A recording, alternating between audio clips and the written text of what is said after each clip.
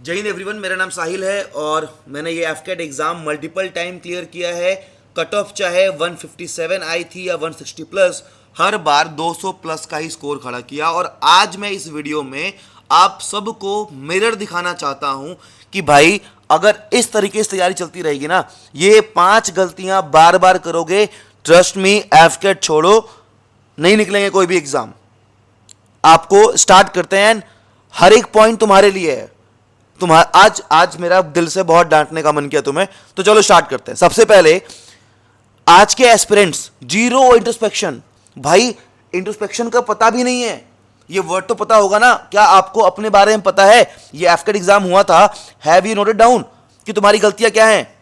क्या तुम लिख के आए थे एग्जाम के बाद कि अरे क्या आपने बताया या कहीं पर नोट डाउन किया कि यार इस बार मुझसे वो कैब नहीं हो पाई, चाहे एग्जाम अच्छा गया आपका बुरा गया? क्या आपने लिखा कि यार मैथ्स में ये टॉपिक क्वेश्चन मुझसे नहीं हुए, जीके में ये वाले क्वेश्चन मुझसे नहीं हुए, पॉलिटी नहीं हो रही थी मुझसे? क्या लिख के आए कि भैया कॉम्प्रिहेंशन में टाइम लग रहा है, स्पीड की जरूरत है? क्या आपने अपनी मिस्टेक्स इंक्रीज करी? नहीं, क्योंकि ये तो आपके लिए टास्क था। घर वाले माइंड पे प्रेशर था, 22 सारे टीचर्स बोल रहे थे 22 को पेपर है, 10 दिन बच गया, 12 दिन बच गया। अरे भाई एग्जाम खत्म हो गया, रिलैक्स हो गए। मैं कह रहा हूं अभी भी टाइम है, लिस्ट बना लो। आज जब रिजल्ट नहीं हुआ है तो बहुत सारे थॉट आ रहे होंगे ना मन में, आग लगी पड़ी होगी, अगली बार फाड़ दूंगा, 200 प्लस लेके आऊंगा, रिकमेंड हो जाऊंगा, जिंदगी बदल दूंगा। एक हफ्ता ऐसे अनार की तरह फुस हो जाना है सारा जोश। लेकिन अगर नोट किया होगा ना, कहीं लिखा हुआ होगा, जब देखोगे ना तो शर्म आएगी देख के उसको कि यार ये गलतियां नोट की थी, 2 महीने निकल गए, अभी भी कोई सुधार नहीं हुआ है मेरे अंदर।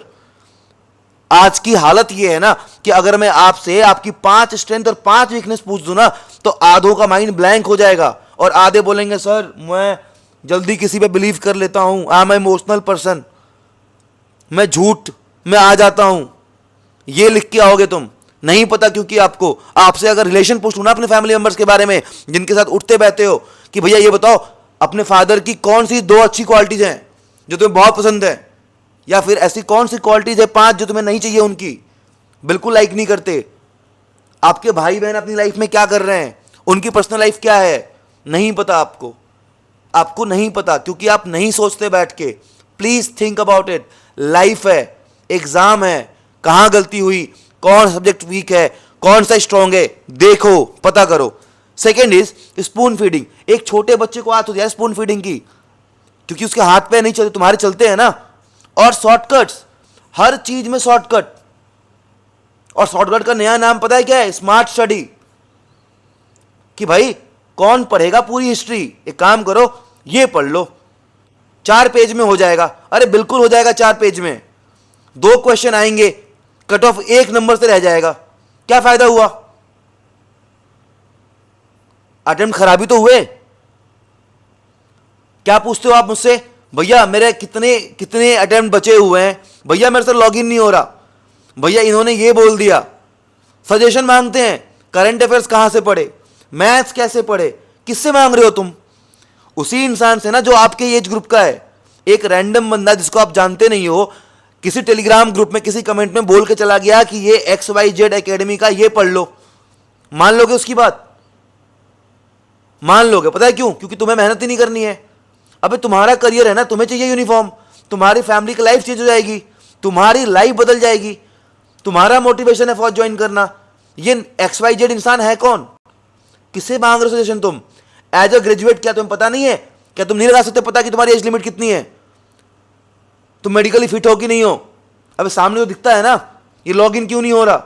या फिर तुम्हें सबसे अच्छा डाउट, भैया कितने घंटे चाहिए पढ़ने के लिए, क्या 3 घंटे में हो जाएगा, 4 घंटे में हो जाएगा? अरे तुम सोचो तो तुम पूछ क्या रहे हो भाई? सबकी स्ट्रेंथ वीकनेस अलग अलग होती है। मैं 1 घंटे रोज पढ़ के भी 200 प्लस ला दूंगा, किसी को 5 घंटे भी लग जाएंगे, किसी को और ज्यादा, किसी को शायद पढ़ना ही ना पड़े फिर भी हो जाए क्लियर। डिपेंड करता है किसका पास कैसा है, कैसा एक्सपीरियंस रहा है। तो भैया ये आदत छोड़ दो, शॉर्टकट, स्पून फीडिंग। मेहनत करना सीखो, मेहनत करना, आगे बढ़ो। Lack of planning. प्लानिंग से पहले एक बात समझाता हूं। 10 लोग थे टीम ए में, 10 लोग थे टीम बी में। ये एक ऐसी बिल्डिंग में काम करते थे जो कि बहुत फायर प्रोन था, मतलब उसमें कभी भी आग लग जाती। टीम बी वाले 10 लोग कि अच्छी प्रैक्टिस कर चुके थे कि अगर बिल्डिंग में आग लगेगी तो सबसे पहले इंपॉर्टेंट सामान कौन कौन सा है जिसको बचाना है, दूसरा कौन ऐसा इंसान है जो भाग नहीं पाएगा जिसको हेल्प करनी है, तीसरा किस रास्ते को फॉलो करना है, चौथा कैसे हम सब सेफली निकल पाएंगे। और टीम ए जो है वो कहती है कि अरे जब आग लगेगी तब देखेंगे कौन सा आग लग गया 50 सालों में, राइट, एक दिन बिल्डिंग में आग लग जाती है। टीम बी को पता है कि कौन सा गेट कमजोर है, कौन सा तोड़ना है, किसको कहां से भागना है, कौन सा इंसान मेरे टीम का भाग नहीं पाएगा उसको हेल्प करनी पड़ेगी, कौन सा इंपॉर्टेंट सामान कहां रखा हुआ है, क्योंकि ये प्लान थे और ये आपस में ही मर जाएंगे, पहले मैं निकलूंगा, पहले मैं निकलूंगा, पहले मैं निकलूंगा। ये क्रिएट करता है डिफरेंस प्लानिंग आपकी लाइफ में। आपने प्लान किया कभी कि आपको क्या क्या चीजें पढ़नी है 200 प्लस के मार्क्स के लिए?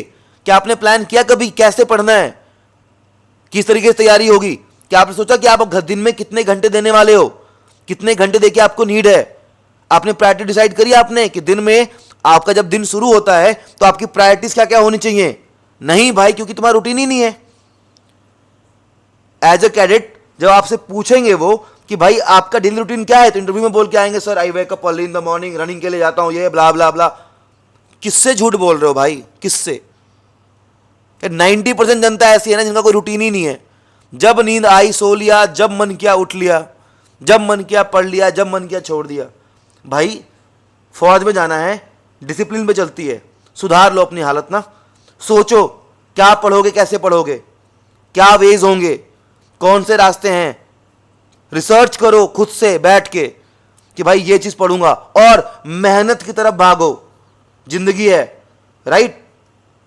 आगे भेड़ चाल, ये दो लोग हैं ना, लोग कहते हैं भैया जिसमें कुछ बात होती है उसी की तो बात होती है। ये दो इंसान हैं, इनको आप लॉर्ड कहते हैं, लॉर्ड पुलिस सुपरस्टार। ये कौन है, कौन है ये पता भी है? एज ए डिफेंस एस्पिरेंट ये कौन है?